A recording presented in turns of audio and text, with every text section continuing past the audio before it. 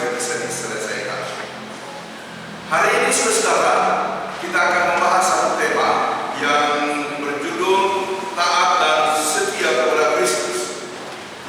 Kemarin waktu sermon Miss Orin atau Ibu Penatua Ibu Semoga menyampaikan topik ini dengan sangat baik menurut saya, soal taat dan setia.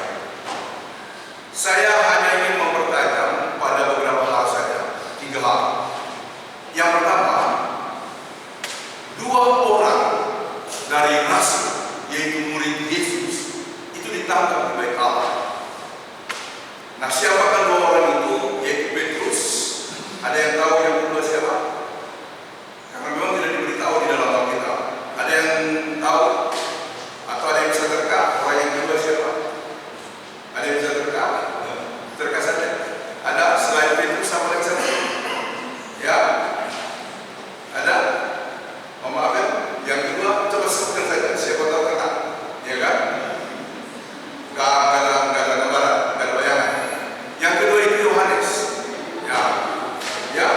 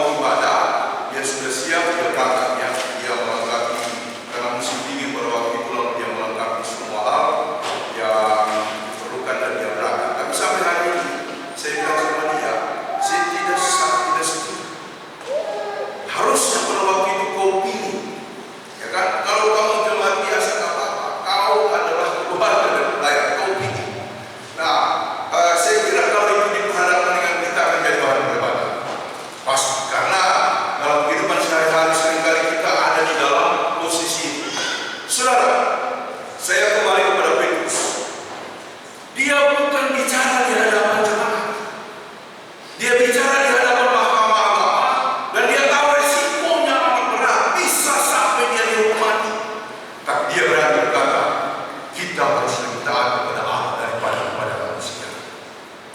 Makanya dia cemerlang, saudara. Makanya dia berkembang luar biasa. Hidup ini harus berani dalam sebuah sikap seperti Petrus.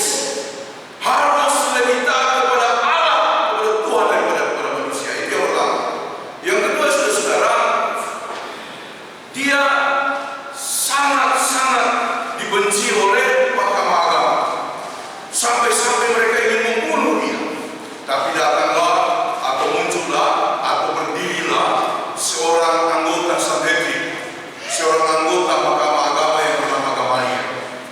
Dia bilang begini, teman-teman saudara, jangan dulu menghukum mereka apalagi membunuh mereka.